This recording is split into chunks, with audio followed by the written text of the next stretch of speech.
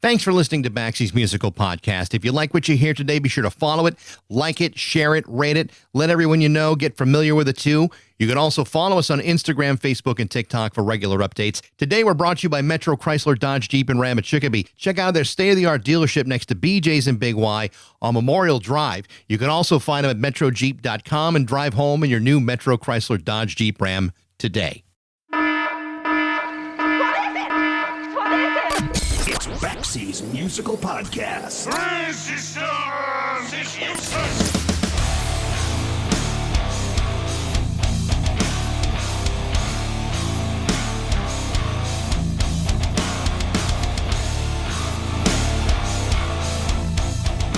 One of the things that I really enjoy about doing this podcast is having the privilege of sharing stories about some of the most influential music ever created. Some of those stories are well known. Some of those stories are being shared for the very first time. Most of those stories are pretty damn incredible. And those are the episodes that I enjoy the most. However, of all the great stories involving music of any kind, of any era, of any genre, one story looms larger than perhaps any other. It's not just a great story, it's the single greatest story in the history of popular culture.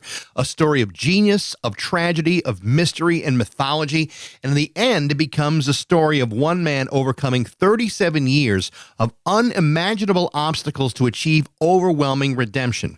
It's the story of Brian Wilson and the story of Smile. Now, if you're not familiar with the story, let me try to sum it up for you in a way that does it absolutely no justice whatsoever. In 1966, Brian Wilson and the Beach Boys released the album Pet Sounds, considered by many to be the most important and significantly brilliant album ever recorded. He then followed that up by releasing Good Vibrations, the biggest selling single of Brian Wilson's entire career. More than that, it was a watershed moment in recorded music as Brian assembled this stunning masterpiece in a modular style in which the song was recorded in separate pieces and carefully assembled together in a way that had never been attempted before. Then came 1967 when Brian decided to record an entire album using the same technique. But not just any album.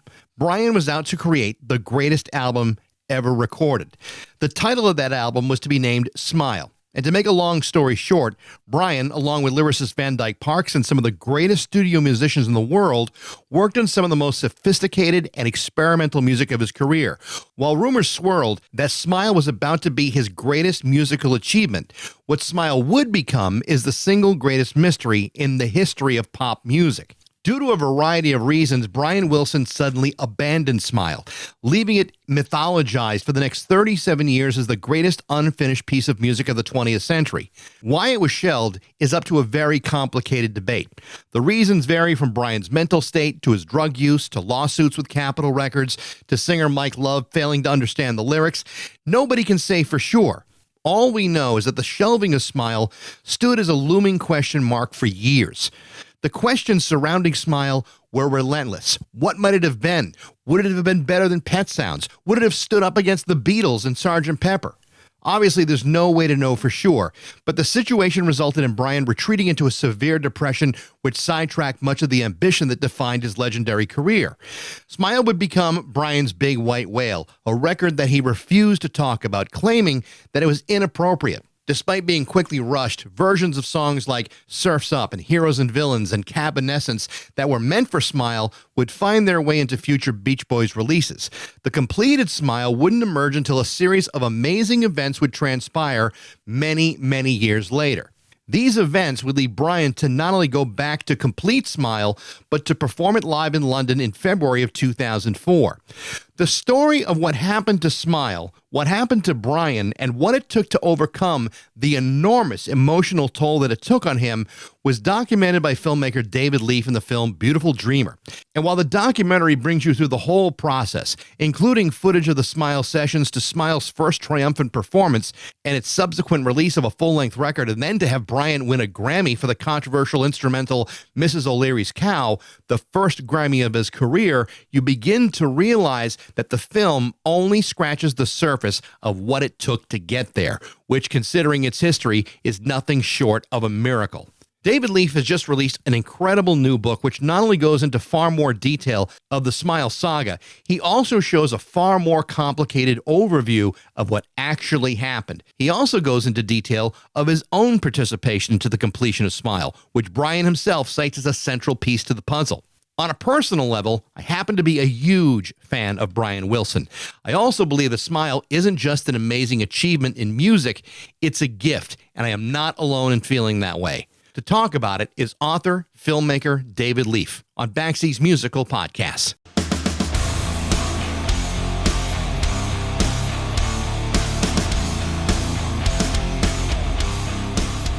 I'm so glad you're here and you've agreed to do this today. You and I spoke on my radio show a few weeks ago, and we were only given 9 minutes to talk about Smile and about your book. And I realized like 2 minutes into the interview, there's no way to talk about this in only 9 minutes. It's the greatest story in maybe the history of pop culture, and to try to limit it down to something that clearly needs a more detailed discussion. I just want to thank you for you having the time and the wherewithal to do it. It's greatly appreciated. My pleasure. I wish you were recording when you said it's like the greatest thing of all time. Oh, I'm recording right now. Oh, okay.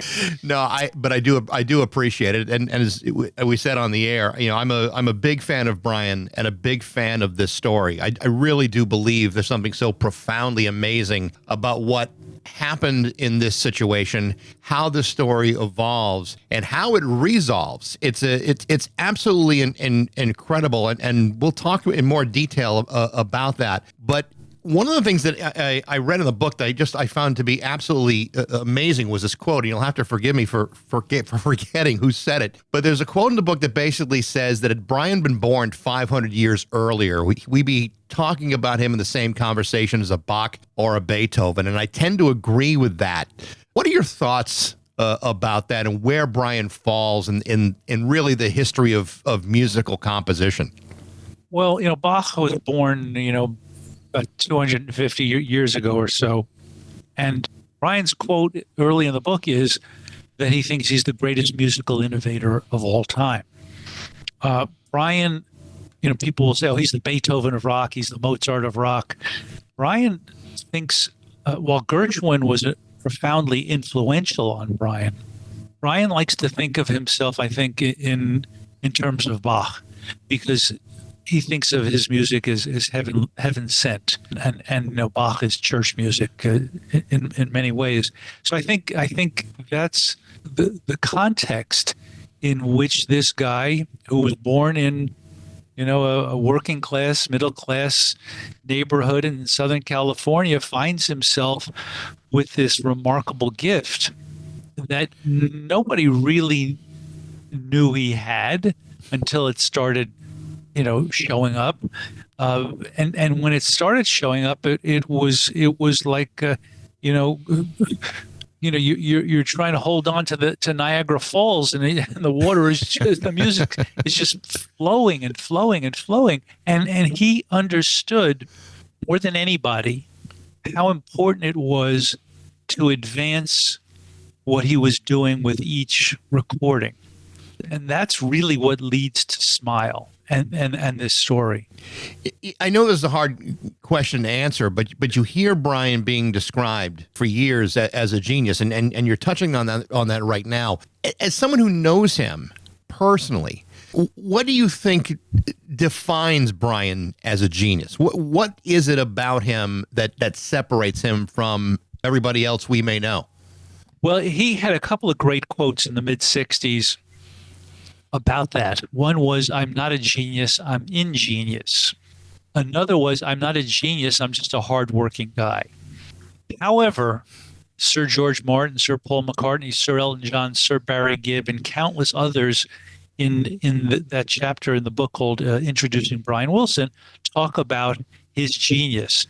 So his protestations to the contrary, he clearly has about him something that is, whatever word you put on it, is remarkable. So what is it that he was able to do that no one else was doing in the rock world? And it was really his vocal arrangements that stood out, clearly inspired and influenced by the Four Freshmen and the Hi-Los. So he was taking modern jazz harmony and applying it in a rock context, which nobody else was doing. He also had this great melodic gift that he not only could write great tunes, but he would infuse them with feeling. And so the feeling in the music is what I think all of us who, as I say in the book, belong to the Church of Brian Wilson.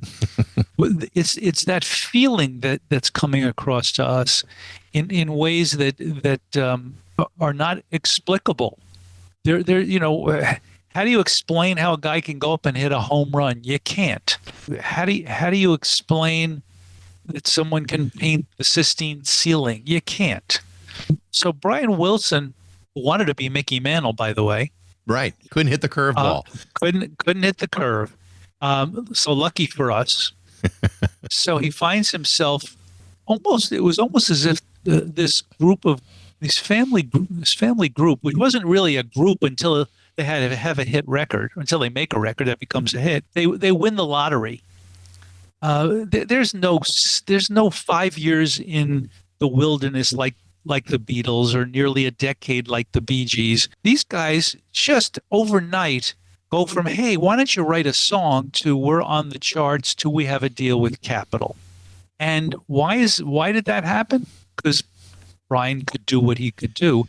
And the evolution of his talents, when you go back just even to the earliest records like The Lonely Sea, and then In My Room and Surfer Girl and The Warmth of the Sun, there's just some sort of magic in what he's creating. There's also an argument to be made that the Beach Boys often compared to the Beatles. The Beatles were a genius, but they were collectively a genius, I think. Paul and John had each other. George had each other. They all had George Martin. They had a lot of things that were going on, but it was a collective. When you compare that to Brian was doing everything. He was writing, arranging. He was using the studio in ways that no one ever even dreamed of. Just the way he captured Good Vibrations it's absolutely astounding. Nobody would have had the ability to do that. And considering the technology that was available at the time, the kind of creativity that it took to get to that point, to me, is the thing that separates him from everybody else, doing things that people could never have even dreamed of based on the limitations of what was in front of him. Which is why, as the late David Crosby said, he was the man.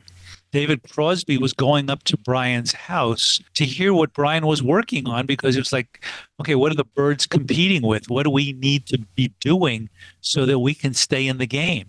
And so Brian I think he was just doing what was natural to him. I don't think there wasn't a grand plan.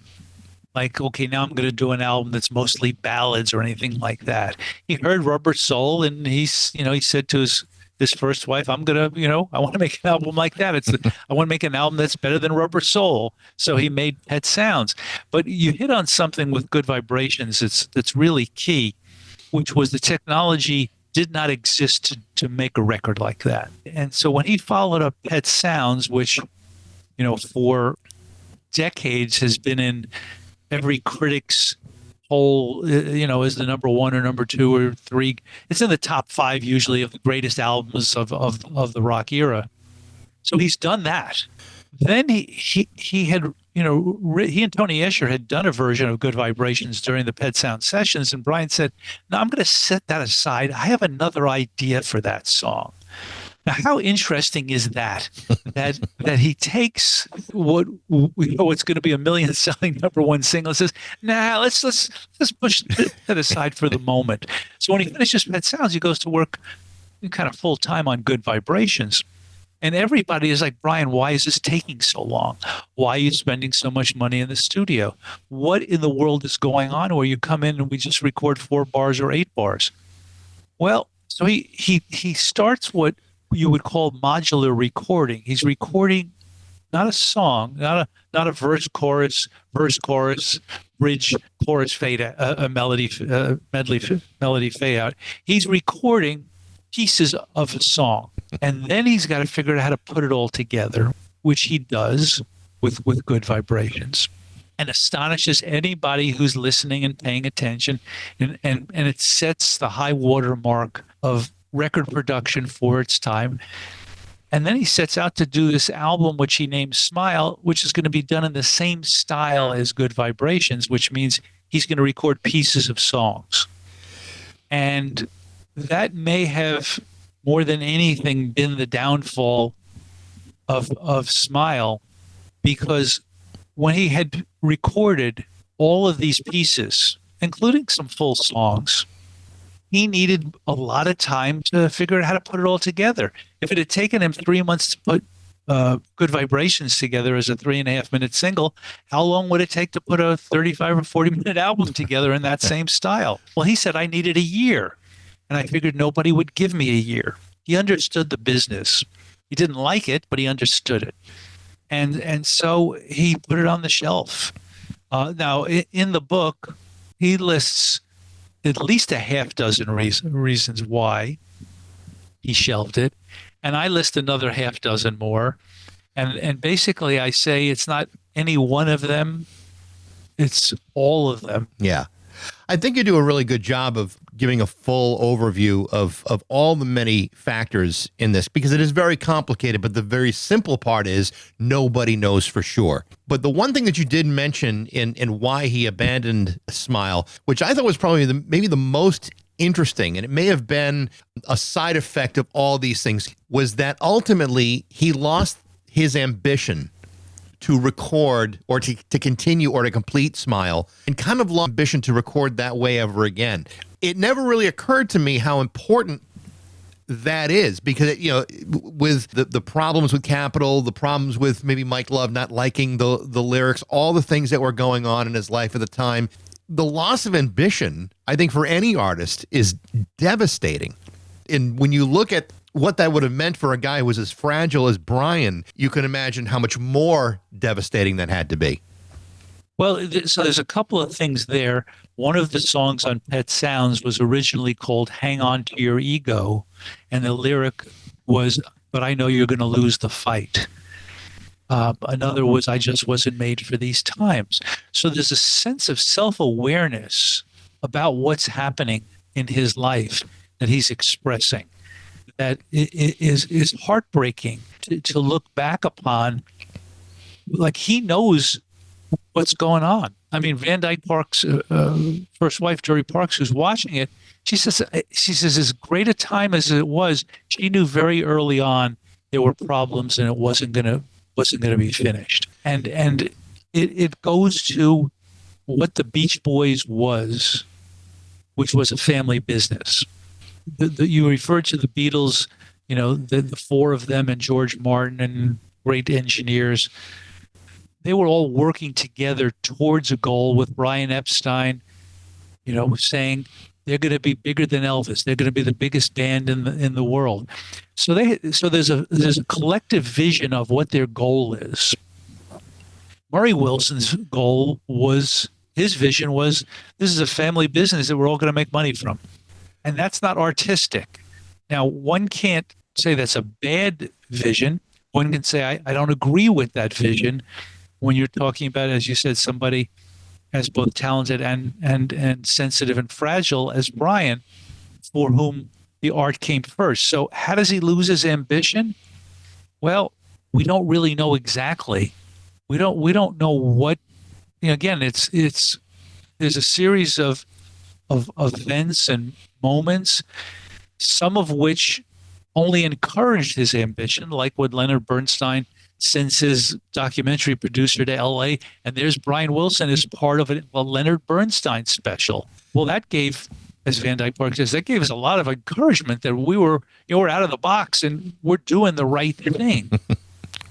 Paul McCartney comes to town because he's most interested in what's going on, because the competition between them, between the Beatles and Brian, can't be ignored as a significant factor. And Derek Taylor, as the former Beatles publicist, then the Beach Boys publicist, and again to be the Beatles publicist, he is, as in the words of Danny Hutton, Brian's best friend, something of a spy. He's saying to the Beatles, "You can't believe what this guy is doing. You better up your game." Now, did he have the ability to play them music over the phone? I don't know. But we do know that in the fall of '66, when Sir Paul came to L.A., long before he had been knighted, he was at Derek Taylor's house, and Derek Taylor called Brian and said, "Come on over, Paul's here." And Brian played him the yet unreleased Good Vibrations. Well, in a competitive, the British music scene was extraordinarily competitive. What have you done lately? What's your latest single? Right. And you had all these great groups, the Stones and the Who and the Kinks and the Yardbirds, all doing different stuff. But there was a sense of one-upmanship. And Paul, I believe, was very much part of that. I think he was the driving force, especially once the Beatles stopped touring. And okay, here's what we're going to do, guys. We're gonna do an album about an autobiographical album, and John writes Strawberry Fields and Paul writes Penny Lane. They're not immune to record company pressure, and the record company says we need a single. So that becomes a single in early 1967. So Sgt. Pepper takes a different direction. It's not going to be autobiographical anymore. But they're busy making this incredible album, which was considered a production masterpiece at the time. And Brian, from all accounts, felt he was in a race with them. So Paul comes to town in the early spring of '67 and goes to a session, and they're recording Vegetables. And after the session, Paul plays Brian and Marilyn Wilson, She's Leaving Home, at the piano. Was that the moment where Brian lost his ambition? Was it the moment when he heard Strawberry Fields on the radio? Was it the moment when Sgt. Pepper came out? Or was it just him saving himself, knowing he couldn't compete given all the factors that were part of his life? And yet, shortly after he shelved Smile, he recorded this piece of music called Can't Wait Too Long, which is a staggering piece of music. He hadn't lost his ambition to make great music, but it seems he had lost the ambition to be the number one guy. The interesting thing about the Beatles, Brian Wilson, story is the Beatles were so inspired by what he was doing that there's a part in your documentary Beautiful Dreamer where Lou Adler plays an acetate of Pet Sounds for the Beatles, and they're stunned by it. And even to this day, Paul McCartney will tell you that God Only Knows is his favorite song, and why wouldn't it be? I mean, it's such a remarkable song, and there's so many moments where you can see the Beatles, picking that song and saying, well, that's amazing. And they really did up their game. I do wonder whether it was the ambition of the Beatles or just the ambition being knocked out of him by all the other things that he was fighting. Particularly the kind of resistance that he was facing, not just with Pet Sounds when the Beach Boys came back from touring, but especially with Smile. It was so different and so far away from the formula that had given them such great success early on. Again, cumulatively, all these things probably led up to Brian shelving this, but I think it's the Beatles are just a small part of the equation here, and maybe not the larger part.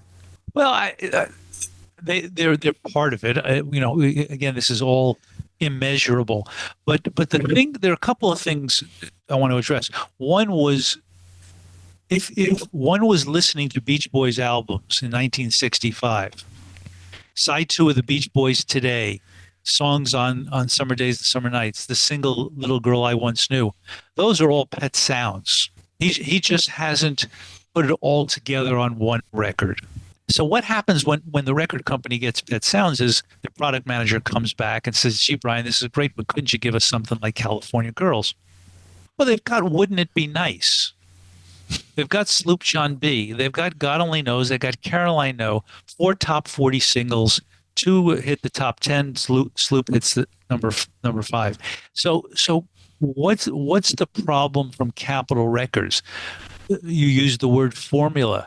So we have people in at the top of the Capitol Records food chain, if you will, who just want to sell the same soap, and they don't want to work harder to sell this new brand.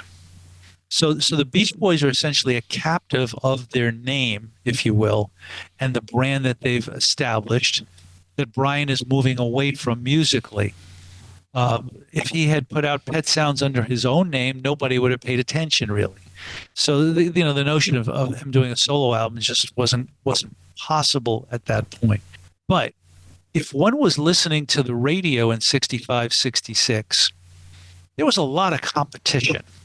You had the Mamas and the Papas. You had the Association. There were all these great vocal harmony groups appearing. Brian understood the need to do something different. The Beatles understood it with Revolver. Yeah, Revolver is nothing like Rubber Soul, and so you're working with people who are not paying attention. Did the record company listen to Buffalo Springfield? Did they hear Cream? Did they hear what was going on and go, oh, great, Brian is keeping us in the game by developing the formula in a different way? It still has the Beach Boys sound. It still has those incredible vocals. No one ever sang better than the Beach Boys did on the Smile sessions. So what happens? Well, there's, a lot of blame goes to drugs. And Brian's best friends at the time, who I've spoken to extensively about it, just don't think that's the reason. Yeah. They really don't. Some of the Beach Boys do. And so we're stuck with it. I think you said it earlier, who knows really what happened. But at some point, Brian, to save the group and to save himself, says, okay, that's it. It's going on the shelf. So for 30 some odd years, that music goes on the shelf. There's lots of questions. There's lots of mystery about, what happened to the tapes, what happened to those sessions. Brian himself describes the music as being inappropriate, but yet over the years, there's versions of Surf's Up and Heroes and Villains and Wonderful and Cabin Essence and Wind Chimes that all come out in one form or another. And I have to believe that Brian, even though most of the versions of those songs were incomplete as far as how it would have compared to the finished Smile version, but he did agree to put those songs out, even while at the same time calling some of these songs inappropriate. Or did he not agree to those? Well, it's hard to tell, especially with Surf's Up, because there are stories that in 71 he tried to sing the lead vocal and couldn't. Now, what does that mean, couldn't? Because if you listen to Till I Die on the same album, he clearly could sing beautifully. Couldn't, or it was too emotionally difficult for him to do it. With Our Prayer and Cabin Essence, I don't know that Brian was involved in the decisions for those to be put at the end of 2020 when they were fulfilling the Capitol contract. With the bastardized versions of Wonderful and Wind Chimes that are on Smiley Smile, I think everybody's just stoned and they need to fill an album. Heroes and Villains, as Van Dyke Park says when he first heard it on the radio, he's just like, well, what the heck is this? This isn't the version that I heard Brian record. So again, there's a lot of he said, she said, they said, we said, that everyone's got a different opinion about those years when pieces of it were coming out. And really what my focus was on his health as a friend was, is he okay? And he lived, as he describes it, as 9 years in prison with the weird psychologist. And after that period ended, and I was enlisted by Capitol with Mark Lynette and the late Andy Paley to do this Good Vibrations box set, which was a career retrospective. I sat down with Brian on the track listing, and I said, Brian, there's a giant hole between Good Vibrations single and the Heroes and Villains single. He says, what do you mean? I said, well, you worked all those months on the Smile sessions, but there's nothing here on the box that represents Smile sessions that in a contemporaneous way, so we can hear how it developed. And I said, I think we should have some of that. I didn't say you have to put it. I said, I think it should be there. And he said, okay. Because I wasn't telling him, I was asking. Right. And then he said, okay, what songs do you think belong there? And I reeled off the list that was in my head. I purposely didn't mention Fire, Mrs. O'Leary's cow. And we ended up with the first official release in one place of a consecutive half hour of the Smile sessions. And it was a giant success. The box set went gold. I don't think box sets go gold very often. Not often, no. There was an article, it was either in Time or Newsweek, where the critic, says, at long last, Brian Wilson has, outdone the Beatles or something like that. He's even the score, whatever the writer said. But it was clear that the music had survived. At that point, it was 27 years since he had started on it. It had survived all those years, and it didn't sound dated at all. It just sounded otherworldly. And I really didn't think anything more would happen after that. One time he and I sat at the kitchen table at his house. I had a bunch of index cards on which I had written all of the Smile titles and fragments. And we had tried to sequence it, and we were unsuccessfwhat. Another time I said to him, Brian, this music is just too good not to be heard. It's just too beautiful. I said, I want to get a symphony orchestra and a choir to perform it. And so the world can hear this beautiful music you made. And he goes, good, I deserve it. I mean, he knew how great the music was. Yeah. It was the psychodrama associated with it that would cause him to say it's inappropriate to talk about it because it just plugged him back in to the worst time of his life. Or one of the worst times in his life. And this guy's had, I once said in a documentary, this guy's turned the other cheek so many times he's gotten whiplash. I mean, he has been beat, and yet he comes out the other side, and he gives the world harmony and beauty. And I came to believe that we wouldn't have gotten this music from him if he hadn't lived such a terrible life, that he was essentially giving the world good vibrations because that's what he needed. A lot of people have written a lot of different things about Mike Love and his role in this story. And he's been demonized for it in a lot of ways over the years. And I think you handle the question of Mike Love in the book, quite fairly. Is the criticism of Mike Love fair? I mean, the criticism is he didn't understand the lyrics, hated the music, wasn't happy about Pet Sounds, and that seemed to carry over into Smile. Is the criticism of him, is it overlooking the realities of what Mike Love was also looking at? To be it's overlooking the realities for sure, because Mike Love is the onstage leader of the Beach Boys on tour. It's where they're making their money, as opposed to record company royalties that are not being paid, or publishing royalties that he's not properly getting remunerated for because his Uncle Murray has decided not to put his name on a song that he contributed to. So there's all this other stuff happening. And so when I was doing the documentary Beautiful Dreamer, Brian Wilson and the Story of Smile, at the end of one of the interviews with somebody who was there, she said to me, Davey, you don't understand. Mike just wanted to write the lyrics for Pet Sounds and Smile. He knew how great the music was. So that's an interesting way of looking at it. From a strictly business point of view, the Beach Boys in those days, and I saw them in 1967, shortly after Smile had been shelved. And they were doing 25-minute shows. It wasn't like they had to go out and do 10 new songs from the new album. Right. They just needed to do one song from the new album. And so all they needed to do was Heroes and Villains. Right. But there was a certain, we know what we're doing. We don't really want to do something different because that's not our business. And if you look at it from that point of view, he's 100% right. And unfortunately, Brian was looking at it from a 180-degree different point of view, which is he's making art rock. So he wants to stay ahead of what everybody else is doing. He wants to keep the Beach Boys in the forefront of popular music. And these are clashing ideas. Right.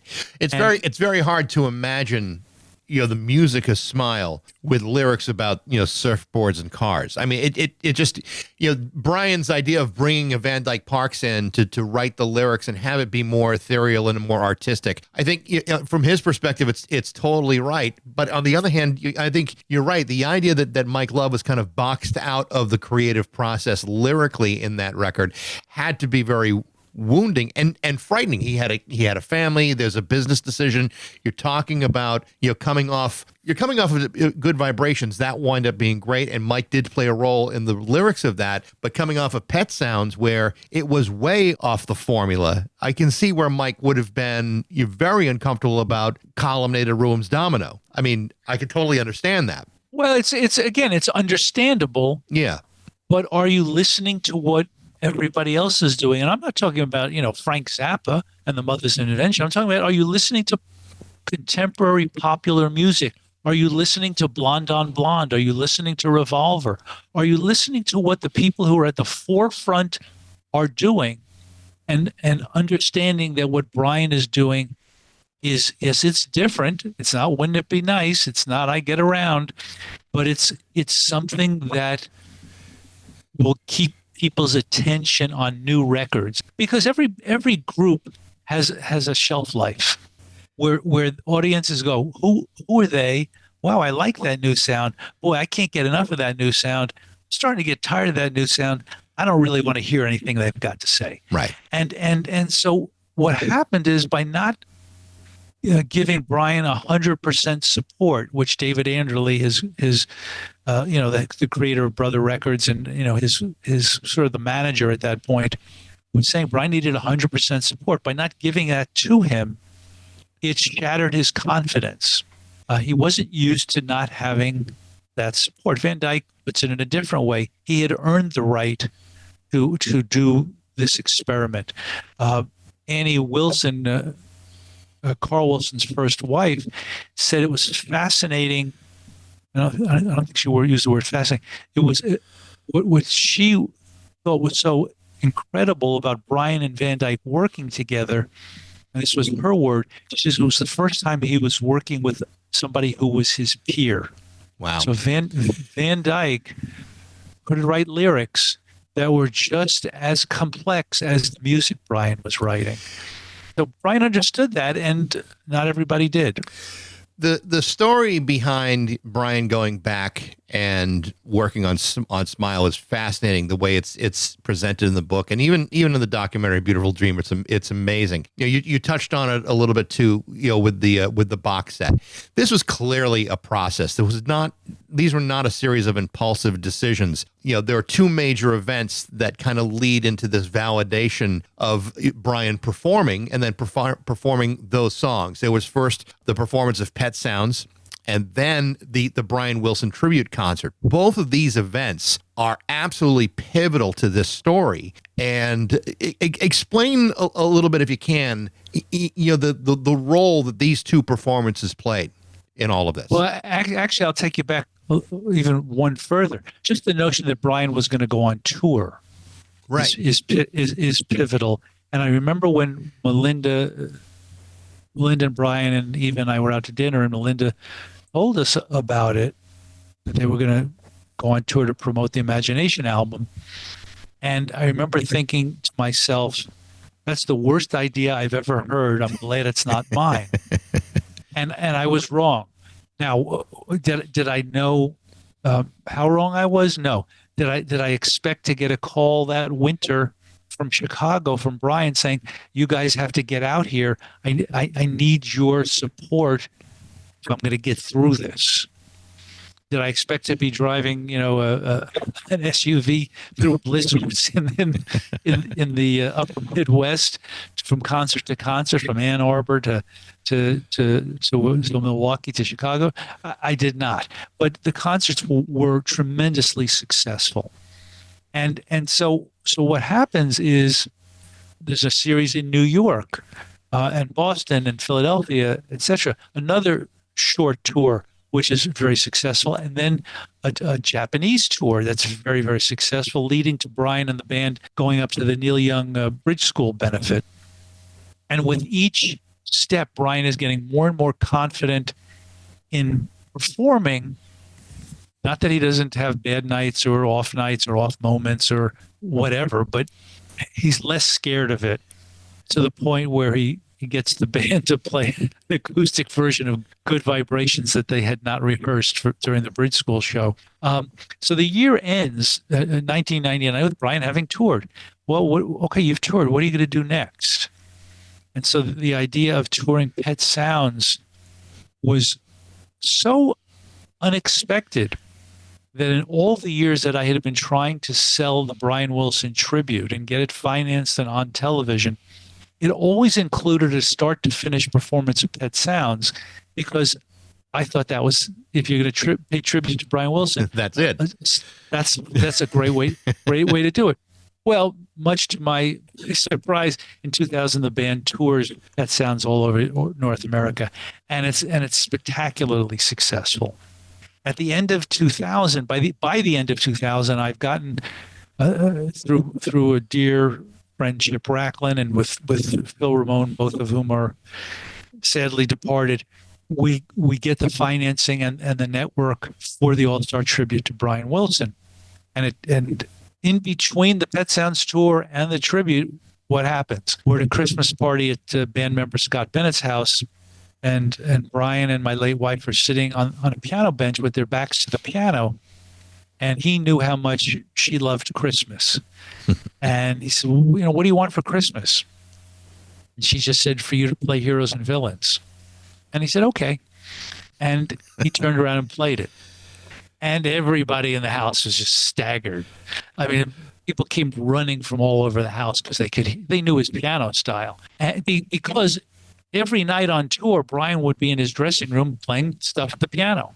So it's very identifiable. As somebody says, he's got a left hand like nobody else. At any rate, when he was finished with playing Heroes and Villains, I said, Brian, you should do that at the tribute. And he goes, okay. Now, the reason he said okay, there were a couple of reasons he said okay, but you hit on the key one, which was the band had just done Pet Sounds, note perfect and feeling perfect. So he wasn't worried as to whether they could pull it off. As the writer, producer, creator of the tribute, I wanted a lot of Smile music represented in the show. So it opens with Boys Choir of Harlem performing Our Prayer. Surf's Up had to be part of the show. Had to. And the question was, who could sing it?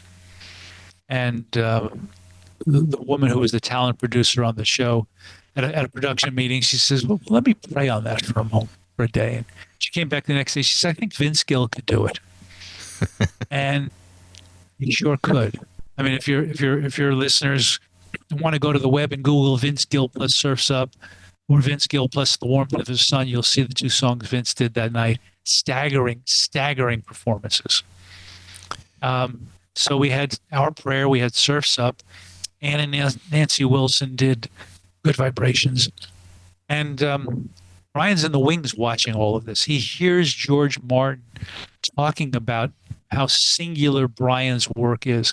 And something to remember about celebrity is people who want to get on the good side of celebrities will say stuff like, hey, I heard that so-and-so thinks you're great.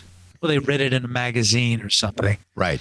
And so people like Brian and Paul McCartney, they learn to kind of thank you, but it doesn't register because that person isn't in front of them saying it. There's George Martin right in front of Brian saying it. There's Elton John forming God Only Knows in front of Brian and talking about how inventive it is. So he can no longer deny that he is a musical hero. And when he did Heroes and Villains that night, it stunned everybody. I got a deserved standing ovation. Nobody expected him to do Heroes and Villains. Nobody expected him to do it so well. And they started adding, after that tribute show, they started adding Smile songs to his touring set, one or two, maybe three a night, depending upon how he felt. It might be none. And then in 2002, he toured England with Pet Sounds. And the head of the Royal Festival Hall, Glenn Max, who was in charge of programming, that says, well, you sold out 4 nights. We want to have you back. What are you going to do next? And he's talking to the band members and, the Smile Whisperers. And it's like, well, how else do you follow Pet Sounds but with Smile? And because nobody knew what that meant, what it would take to do it, the Royal Festival Hall essentially commissioned Brian to do it. And then a whole other roller coaster ride began from the moment it was announced to the moment he walked up on the steps at the Royal Festival Hall and performed it that first night, which changed him forever. I had first met Brian in '76, and that performance of Brian Wilson Presents Smile in February of 2004, it changed him more than anyone could imagine. I saw Brian 9 years ago. He did a Father's Day show at Tanglewood in the Berkshires here in Massachusetts, and he did Pet Sounds in its entirety. And I had my kids with me, and I was freshly divorced at the time, so this is an important Father's Day gift to myself to bring my kids to see Brian Wilson perform. And the first 3 songs out of the gate were Our Prayer, G, and Heroes and Villains. And I still have a hard time even telling the story because every time I think about it, I just broke down in tears. Not just because I got a chance to see him perform it, but because I knew what it took for him to perform it. And I've always felt that Smile is more than just a piece of music. I've always felt that Smile is a gift from either Brian Wilson or something larger than Brian Wilson, and to experience just that a few years after the first performance of Smile was like life-changing. I mean, and I mean that in the most sincerity. As someone who went through the process and documented the recreation and the completion of Smile on a personal level, I mean, what must it have been like to see this happen and then ultimately see it finally performed in front of thousands of people who had never heard even a moment of this other than maybe Heroes and Villains and Surf's Up. What was that night like? It had to be amazing. Well, it was, the greatest night of my life. We could sum it up like that. But, throughout the process, I was juggling, as always with Brian, I was juggling being his friend, and all of a sudden I'm making a documentary about this. Right.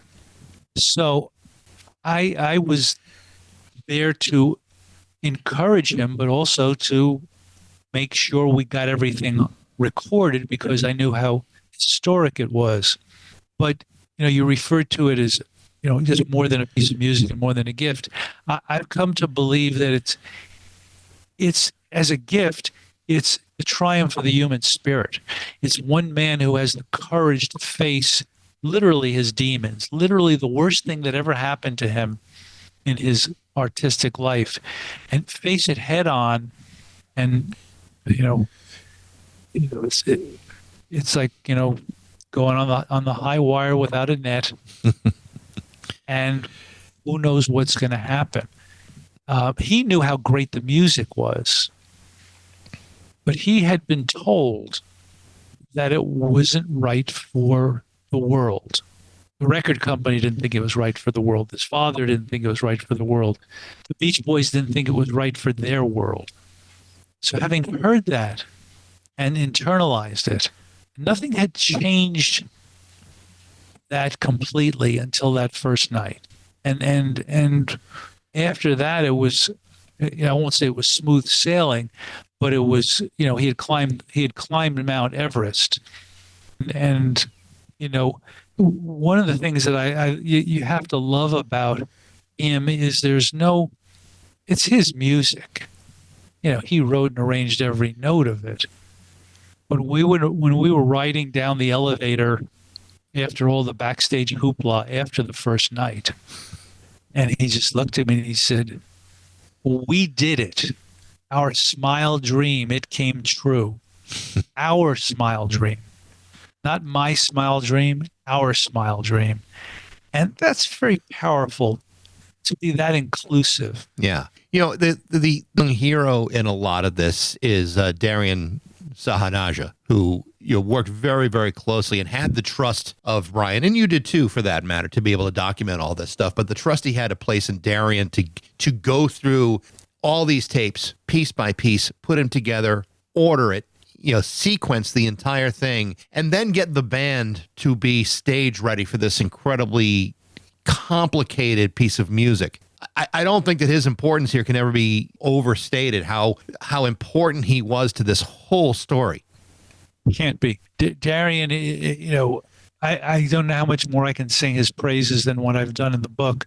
He and Probin Gregory, Nick Walusko, Nelson Bragg, who were part of the LA contingent that were in the band, particularly Darian and Probin, who I've gotten to know better than the late Nick Walusko, are such good people that it's impossible to believe people could be this nice and loving and caring. And so what happened? So yes, Darian was doing this seemingly impossible work of helping Brian reconstructing it, helping him figure out a sequence, helping him figure out what pieces should be part of Smile and not be part of Brian Wilson Presents Smile.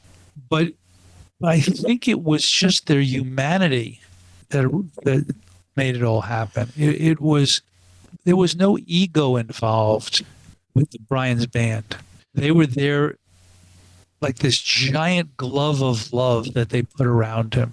I think that's, and the audience was doing the same, and his friends were doing the same. We wanted this to happen for him. Yes, we wanted it for us too, but we wanted it for him because we knew how this giant albatross he'd been carrying. I said to somebody, I don't think there was an interview he did from mid-'67 till early 2004 in which he wasn't asked about Smile.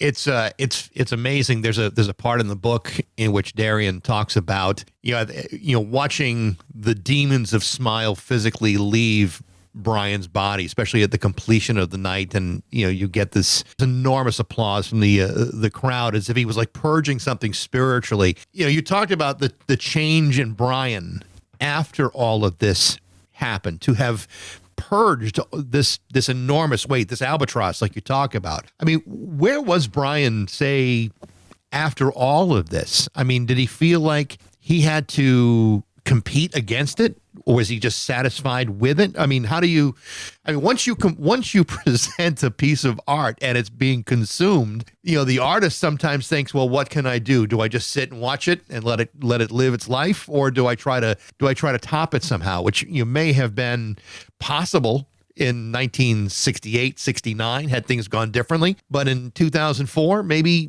it is a different thing. Well, we had always, one of the things that we Brianistas had always, not only were we unhappy with Smile not being completed, but there was a sense that it had arrested his development. So what was he going to do after Smile? Because we heard Can't Wait Too Long and Time to Get Alone, and there was plenty of great music in him. And so we had this perhaps naive belief that if he would finish Smile, more great music would come. And of course, we were actually right, because once this weight had been lifted off of him, he was willing to do a completely new piece called That Lucky Old Sun. He was willing to record an album of Gershwin songs, which included him finishing Gershwin songs. What kind of nerve do you have to have? I'm going to finish it. Here's a couple of unfinished songs by George Gershwin. I'm going to finish them. You have to think you're pretty great to do that. And he did. When he got back from England after the world premiere, I came back right after the 6 nights. What I refer to as World Premiere Week, the shows at the Royal Festival Hall. He and the band continued on a tour. I came back to get to work on the documentary. So I now knew how it ended, because we had spent months filming, not knowing what the ending was going to be. Was he going to go up on stage, or was he not going to go up on stage? Was it going to fall flat, or was it going to be a triumph? So now we knew what the end was. The day he came back from Europe in I guess it was early March of 2004, he says, "Dave, you got to go over here tomorrow. We have to do an interview." Now, I don't think in the preceding 37 years he had ever said to anybody, "I want to do an interview," let alone "I have to do an interview." Right. So I got a cameraman, and we went over there the next day, and it's like, "What's up?" He says, like, "You're not going to believe this. Smile got better and better every night." And I said, "How did it get better?" And they looked at me like I was an idiot. He goes, "The playing got better, the singing got better, the audiences got better. It just got better and better every night." And he says, and for the first time in my career, I can't wait to go back on the road again and play Smile. That's how changed it was. And during that interview, I said to him, "So Brian, on a scale of 1 to 10, how would you rate Pet Sounds and Smile?" And he thinks for like a half a second. He goes, "Well, I'd give Pet Sounds a 4 and Smile a 10. I'm thinking, what in the world? We're talking about, one of the greatest albums of all time. He's thinking Smile is more than twice as good as it. Well, guess what, folks? It is in its way. Later on in interviews, he adjusted it to say, "I'll give Pet Sounds a 7 and Smile a 10. But that's how excited he was. When the album Brian Wilson Presents Smile comes out, it comes out fairly soon after these live performances and the touring of Smile. One of the things that kind of drives me crazy is I think it's the unfair comparison that album gets to the Smile Sessions box set, which came out. To me, they kind of serve two totally different things. I mean, to me, the Smile Sessions are more of an historical document that shows you where he was headed, but Brian Wilson Presents Smile shows as close to a finished product as you can ever possibly get. And then it annoys me in a way, but then it also then prompts, a lot of speculative questions like, well, would this have been seen as a better or competitive record to Sgt. Pepper? How would this have been perceived at the time? And I think when you hear it in 2004, you say, "My God, that's a great piece of music." But what would that great piece of music have been seen as in 1967? And obviously there's no way of knowing, but I think if you were really honest with yourself, anybody honest with themselves, you say the Beatles had their work cut out for them after that.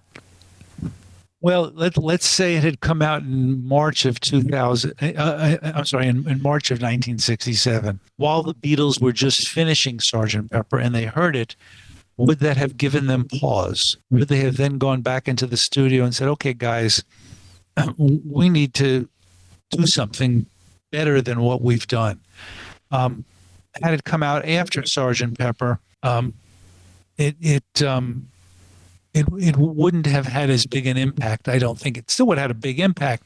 And of course, we're entering an era. What Sgt. Pepper represents is the beginning of the album as the primary source of artistic expression in rock music. Even though 66 had Revolver and Pet Sounds and Blonde on Blonde, it was Sgt. Pepper as I think the point where people go, okay, albums are how I'm going to express things, or at least that's what groups thought. They didn't usually have 12 great songs to put on an album, so it wasn't as easy as it looked. But the thing that would have been wonderful, no pun intended, would have been if in the late winter, early spring of 67, if Surf's Up, Heroes and Villains, Wonderful, Wind Chimes, Our Prayer, the record company would have insisted upon Good Vibrations being on there, Wind Chimes, the tracks with unfinished vocals. With all of that, it would have been an unbelievable album regardless of the sequence. The sequence just, was something that needed to be done for for performance, in terms of the comparisons between the Pet Sounds, between the Brian Wilson Presents Smile and the Beach Boys Smile sessions, I was really surprised when the conversation was, well, which one do you think is better? And as I wrote, one is a miracle, and the other is a historic document that's appearing 40-something years too late. When I got the book in the mail, got the physical copy of the book, I ripped right through it immediately. And the amazing thing about this book is I know how the story ends. I know how it ends, but yet as I'm reading the book, I found myself just like excited, like on the edge of my seat going, well, how is he still going to do it? even though like the ending was ruined for me. But I just thought, the way that you handled this in a kind of Thank you. Like an oral history, and then also your own insights, but also at the end, when you were actually publishing, opinions from fans about the about Smile, I thought it was just a brilliant touch, because man, that's really what this is all about. The people that love Brian and love the music and have been waiting 37 years for that moment to finally happen was very, very satisfying for all of us who have been following him, all our lives. Thank you. It's I don't know how many times I had to read the book, to proofread the book, to make changes. And each time when I was reading the 2003 section, early 2004, it's like, I'm like you said, on the edge. Is it what's going to happen? And I was like thinking to myself, why is there all this tension? What is creating this tension? And I think the answer is, I interviewed everybody before the world premiere. So I had their commentary contemporaneous. So that's what makes it a real oral history. For the book, I went back and interviewed everybody who was still alive from the band to get their 20-year perspective on what it all means, because I thought that was important to looking back, what does this mean to you? And doing that with the fans. The fan chapter might be the best chapter in the book. I think it is. The one with the Royal Festival Hall memories, because I didn't know what people were going to say. I didn't.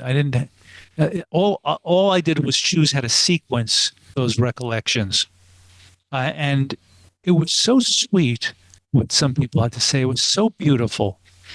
I mean, there's a very short piece in the book. There's a short piece in the Beautiful Dreamer documentary before the performance, the world premiere, where I came from Tokyo, I came from Cape Town, South Africa.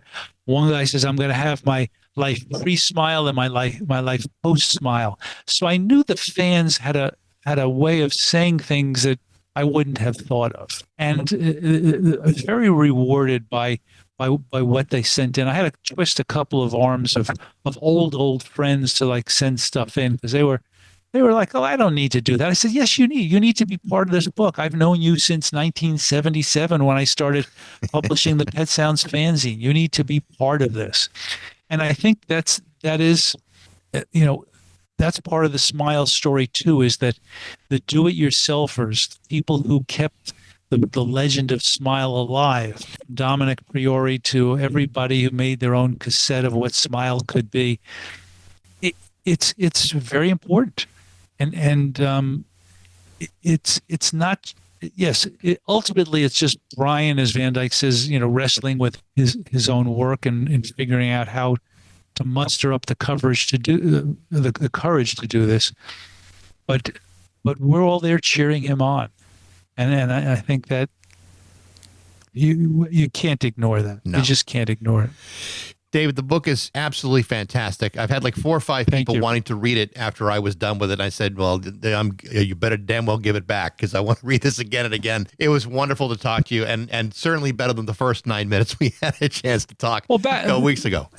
Wait a second, Baxie. You're not supposed to loan them the book. You're supposed to say to them, buy a copy of the book. That's kind of what I'm thinking. I was going to say, well, yeah, buy 2. No, David, thank you so much for the time today. I really, truly appreciate it. It's been a real joy. My pleasure. Obviously, I love talking about this stuff. So it's great to talk to somebody who knows what they're talking about. Well, thank you. I appreciate that. It's a great compliment. Take care. Thank you, David. Take care. Have a great night. The name of the book by David Leaf is Smile, The Rise, Fall, and Resurrection of Brian Wilson. Thanks for listening. I hope you enjoyed it. If you did, you can always email me at bax@rock102.com. I'd love to hear what you think. Thanks again to Metro Chrysler, Dodge, Jeep, and Ram of Chicopee for their support, but most of all, thanks to you for listening to Baxie's Musical Podcasts.